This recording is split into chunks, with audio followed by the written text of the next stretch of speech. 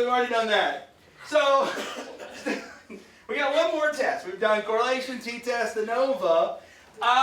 We can also use the chi-square test when looking at dichotomous variables. So what I'm going to do with this particular test is I'm going to see if the responses I get from people are more likely to be linked with one of the variables than another. Now, this is difficult said, easier shown. So that's what I want to do. I want to show you, I need your clickers. I want to show you some examples of this particular statistical technique. All right, so what do we mean by dichotomous variables? All right, show you how this is going to work. The next slide, you're going to have this experiment written out. We're just going to do it in words so that you can see it. So each of y'all has a gender. That's a dichotomous variable, right? For most of us, it's a dichotomous variable. So I might have up here male, female, right? That's a dichotomous variable. All right? So there are some classic studies of jealousy, where what researchers have done is they want to know if there's some sex differences in jealousy. And so they've asked males and females the following. So we're going to do their experiment. Which of the following upsets you the most? So you got to pick one or the other. So which of the following is going to upset you the most? Imagining your partner having an intensely enjoyable sexual experience with someone, right? Or having the best emotional conversation, deeply sharing their heartfelt loves, desires, hate. They're having a deep emotional connection.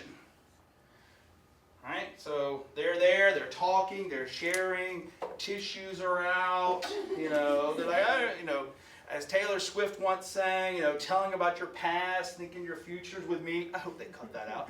I really hate having to discuss Taylor Swift and go, have you heard the songs that aren't on the radio? Because they're good. And then people just think I'm crazy.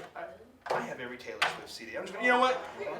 Stevie, don't cut that out. Everyone needs to know. I have every Taylor Swift CD. And yeah, I do. You know what? Your final exam is going to be singing Taylor Swift. That's not true. So she has this song called All Too Well. There's a line that's like, you told me about your past, thinking your future's with me. That's what's going on in the emotional situation. See, I just had an emotional connection. I told you my love of Taylor Swift. If you're watching, you can come visit my class. All right. Bring some coupons. All right. So we want to know which one upsets you the most. So you got four possibilities.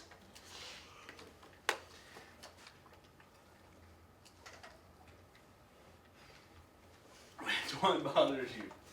Your love of Taylor Swift disturbs us all. For Taylor Swift bothering me. What? E is for Taylor Swift. Bothering you? Yeah. You don't have to like her. She But has like... you liking her kind of bothers me. It does? Kind of bothers you? Yeah. Do you like her lyrics or I- voice or what? What is it about her that? Her songs are very concrete and descriptive, and I can relate to them. And they're not like over and over again, being the same No, message. the ones on the radio, this is what I hate. The ones that are on the radio like that, we're never getting back together. No. But go download All Too Well. The song, it's off her new CD. I like the change. What, Change? Yeah. Which one is that? Taylor Swift change. See, I listen to the ones and I go, oh, I like this one. Then I have a Taylor Swift mix on my iPod. You know what?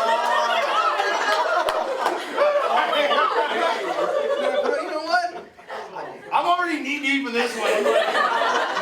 Might as well. I know, I might as well jump on the hand grenade. She's not my favorite artist, but there's... I got a poster. No, I don't have any posters. But to answer your question, I think she writes some very concrete, specific lyrics that I can relate to. Okay. Yeah, I know what now. Note to self. Think before you speak.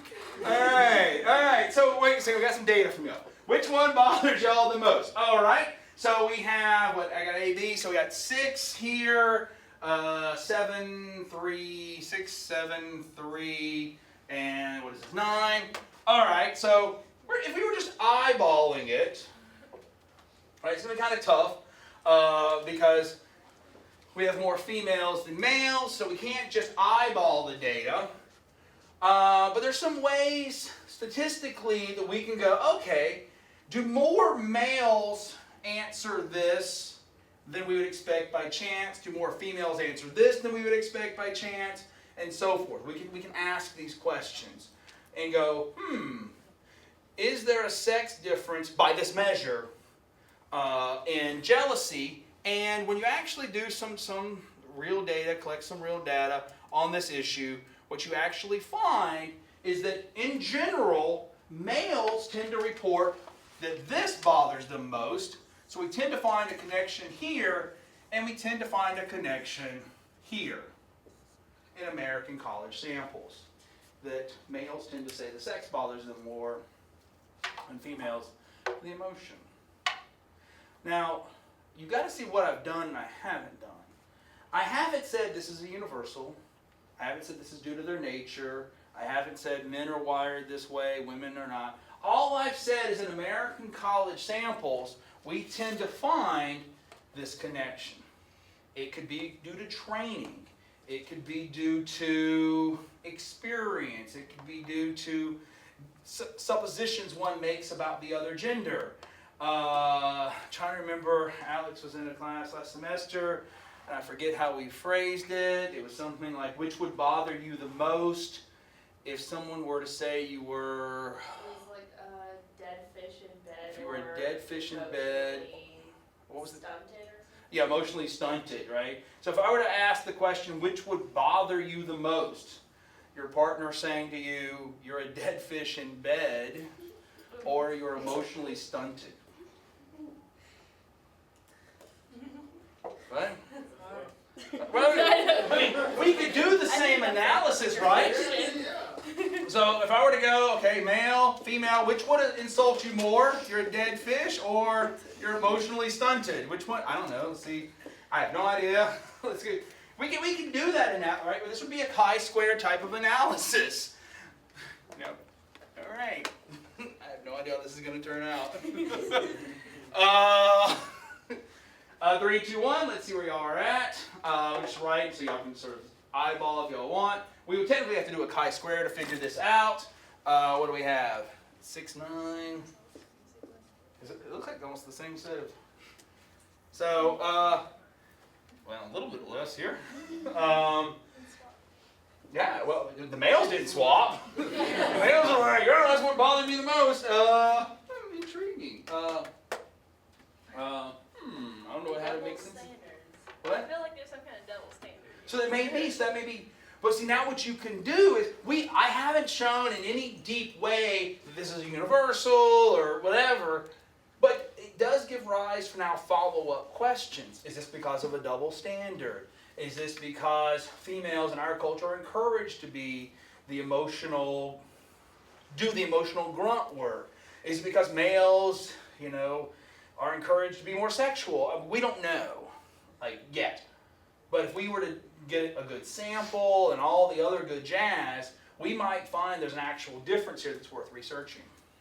As far as I know, no one has ever done the dead fish emotional stunt experiment. But make it y'all's Facebook status. See what, I don't know. I do. General poll. What? Hey guys on Facebook. Or girls. Everyone on Facebook. Would you rather be a dead fish in bed? Call it a dead fish in bed. No, we're not saying you It's actually. on Facebook. I What? can't do that. Are your parents? Well, they may answer. That would be a little awkward. Little far. My family does. They respond to stuff I put, and I'm like, seriously? Oh. All right. Let's say you wanted to do others. You could expand the chi-square out. Like, let's say your question is something milder and more mundane. Race versus pets. Who has cats versus dogs? I don't know why people are cat haters, but I'm allergic to cats. That's the only reason. I love cats. They just hate your immune system. That's Or we might ask questions like, who thinks of their pet as family? Why not? So this would be a chi-square, right? We could do a chi-square of this where, we could go, anything we wanted. We could say male versus female. Do you think of your pet as family? That would be, right? That's a chi-square analysis. And just eyeballing the data, what does it seem? Females are more likely to think of their pet as family compared to males who are like, what's that? No. What other thing you might think, well, does this depend on whether or not you actually have kids or not, right? Maybe if I had a child, I would go, oh, my baby and this cat differ in some fundamental ways. The cat can clean itself and the baby just sits there. And people have actually done that experiment, and what you find is some differences.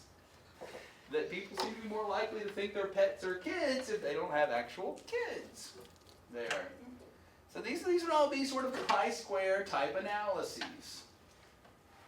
This is actually real data. I didn't make any of this up. They were like, this is what you're going to present to us? All right. I thought that was kind of an interesting question if people see their pets as family or not. Now, there's nothing wrong. There's nothing wrong with using these techniques in naturally occurring situations. T-test, chi-square, none of these are bad. But they still don't tell me one of the things that I really, really want to know. That is, we can't tell cause. And cause, remember, is one of the things that psychologists really want to get at. So on Wednesday, no class on Monday. On Wednesday, what we're going to look at is how do I tell cause, and that's going to be experimental psychology. Are there any questions about these 4 techniques? All right, I will see y'all Wednesday. Have a great weekend.